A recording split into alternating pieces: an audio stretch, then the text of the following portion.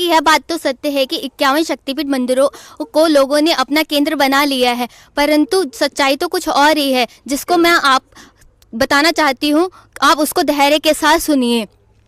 जैसा कि आप सब लोग जानते हैं कि सती माता जब अग्निकुंड में सती हुई थी, तब उनकी मृत्यु के वियोग में भगवान शिव जी उनके शरीर को लेकर जगह जगह भटक रहे थे। तब भगवान विष्णु और भगवान ब्रह्मा जी उनके शरीर में आकर उनके शरीर को खंड खंड कर दिया था और उनके जो शरीर के अंग थे वो अलग अलग स्थानों में गिरे थे, जिसमें से एक कामाख्या देवी का मंदिर भी है और वहाँ पर उनका योनि मंडल गिरा था। इसके साथ साथ कलिका पुराण में भी इसके प्रमाण हैं, जिसमें मार्कंडेय ऋषि ने कामाख्या देवी के बारे में बताया है कि जब माता के दर्शन करने के लिए प्रयाग ज्योतिषपुर में आते हैं, तब नरकासुर उनको मंदिर में प्रवेश नहीं करने देता है, ना ही माता के दर्शन करने देता है। तब मुनि जी उस पर बहुत ज़्यादा क्रोधित होते हैं और कहते हैं कि हे धरा के पुत्र, तू कैसा है, तू ब्राह्मणों को मंदिर में स्वागत करने भी नहीं देता है। क्या तेरे कुल में यही उचित कर्म हो रहे हैं जिसको तू कर रहा है? इसके बाद मार्कंडेय जी ने बताया है कि मुनि जी ने नरकासुर को श्राप दिया और कहा कि हे वराह के कुल को कलंकित करने वाले, जिससे तू पैदा हुआ है उसी से तेरा मरण होगा और तेरे मृत हो जाने के बाद ही मैं कामाख्या देवी की पूजा करूँगा और मैं अपने निवास स्थान पर चला जाऊँगा, तू यहीं रहेगा।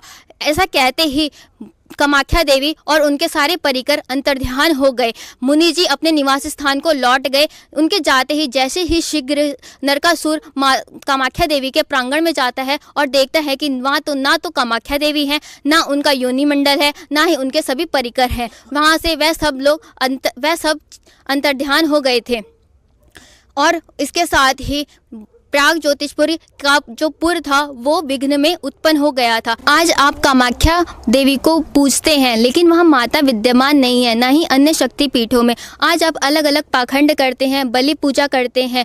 सही बात कही गई है कि एक पीढ़ी का पाखंड दूसरी पीढ़ी के लिए परंपरा बन जाता है। इन्होंने ये शास्त्रों से सिद्ध करके बताया है कि व्रत रखना बिल्कुल गलत साधना है। सर मैं भी कुछ बताना चाहती हूँ। जैसे कि हमारे संत रामपाल जी महाराज ने हमें घट रामायण में साबित करके दिखाया है। घट रामायण के प्रश्न नंबर 242 में लिखा है, लोमस ऋषि जी ने जब नवमी तथा अष्टमी का व्रत किया तब उन्हें चूहे का जन्म प्राप्त हुआ। जब उन्होंने अनंत चतुर्दश का व्रत किया तब उन्हें ऊँट का जन्म प्राप्त हुआ और जब उन्होंने चतुर्थी का व्रत किया तब उन्हें भैंसे का जन्म प्राप्त हुआ और उन्होंने अनेकों प्रकार के व्रत भी किए, फिर भी उनका मोक्ष नहीं हुआ। इससे यह साबित होता है कि जो व्रत है वो शास्त्र अनुकूल नहीं है। जब व्रत करने से लोमस ऋषि जी का मोक्ष नहीं हुआ तो वो हमारा मोक्ष कैसे हो सकता है? तो दर्शकों, यहाँ पर बहुत बड़ा जो रहस्य बना हुआ था, माँ दुर्गा के अनसुने राज, आज की हमारी इस बिग डिबेट में सारे राज खुलकर रहेंगे। संत रामपाल महाराज जी के शिष्यों ने ये बात प्रमाणित करी कि व्रत रखना सभी शास्त्रों में निषेध बताया। संत रामपाल महाराज जी के शिष्यों ने ये बात प्रमाणित करी कि व्रत रखना सभी शास्त्रों में निषेध बताया गया है।